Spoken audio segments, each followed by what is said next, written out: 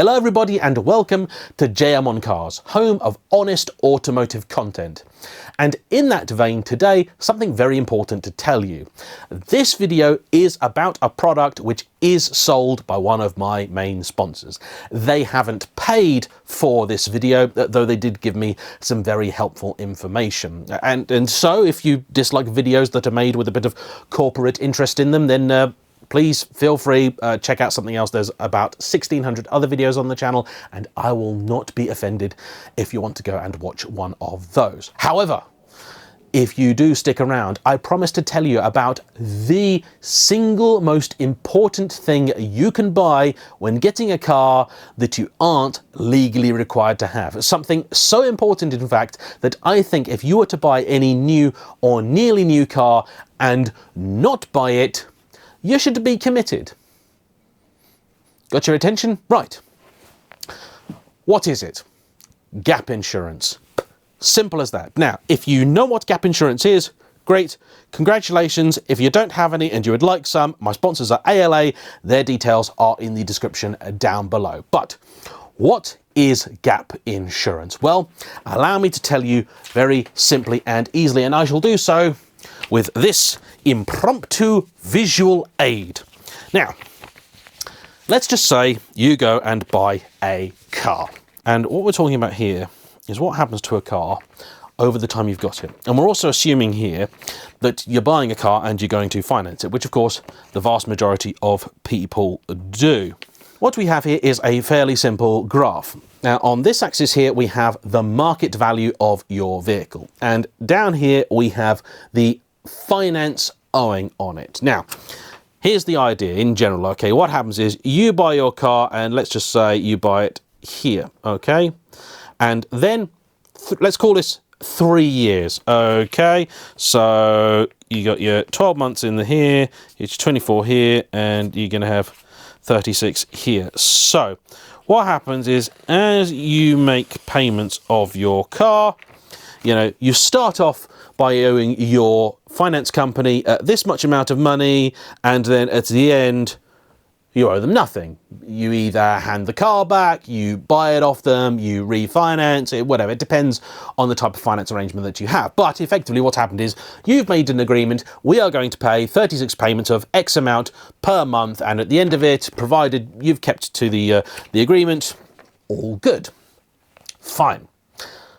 But what happens if something happens to that car halfway through?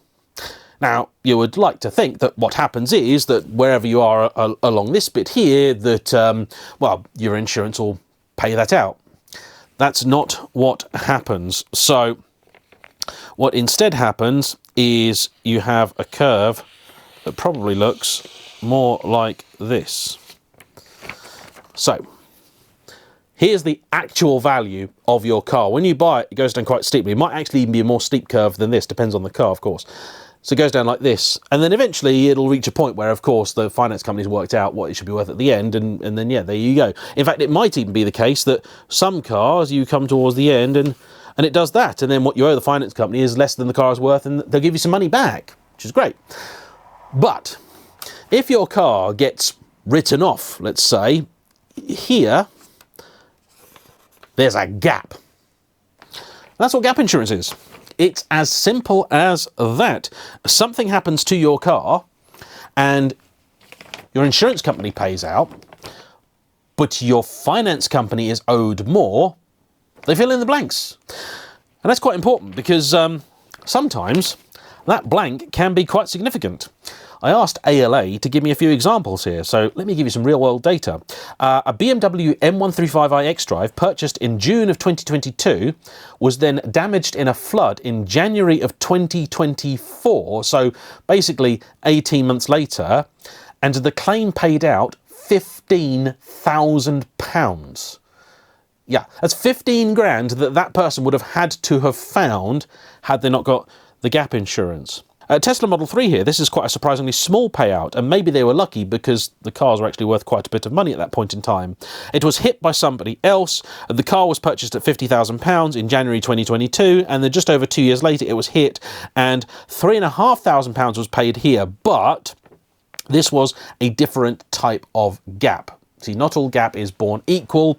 The first one is what you call a back to invoice gap, which paid out the exact same as they paid for the car when they got it new or new to them.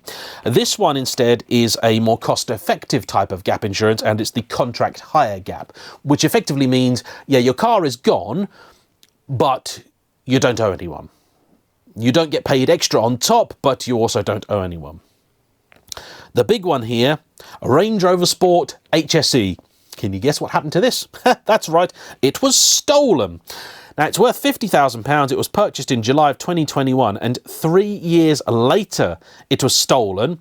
But because these guys had a back to invoice type of gap cover, they got just shy of £25,000.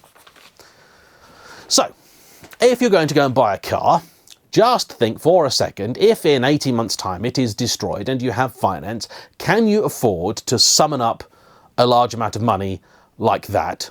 Now, my buddy Will has just gone and bought himself a new Dacia Spring, and that's cost all of £13,500. He's got it on a very reasonable 0% finance agreement of £170 a month.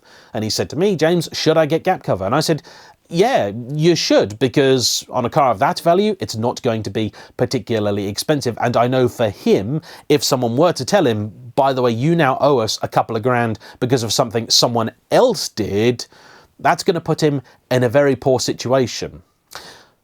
More pressingly though, anybody that buys a new EV, particularly one that's over £40,000-50,000, and especially the ones that are much higher than that, don't leave the dealership without it, please. Best thing is though, if you have left the dealership, it isn't too late, and you don't have to take out their gap cover. You can get a quote from ALA. There's no obligation to take out their gap cover. You can do it with ALA. They offer other insurance types as well, all sorts of different useful stuff for drivers. But gap cover's the big one. It's the big seller, and it's a really, really good product. Of all the stuff that any car dealer ever tries to sell you, don't sign up for their ceramic coating. Don't sign up for their life shine. Maybe sign up for their alloy wheel protection, but ALA sell that as well, by the way. Most of the stuff they offer you is just, it's profit margin. It's just more money for them. The one exception is Gap. Gap is always worth it. But if you already knew about it, you might not have known the fact you can shop around for it and you can get better prices on it. So before you buy a car, or even if you have already bought one and you thought that box wasn't worth ticking, I would urge you reconsider. At the end of the day, getting a quote costs nothing, and to get the best price on it, please follow my link in the description down below. Thank you for listening to today's video. I really appreciate it. Yes, I know it sounds like a bit of an ad, but genuinely, if you know about Gap, if you know about this sort of stuff, hopefully I've now explained why it's so massively important. Please, please don't get yourself caught out.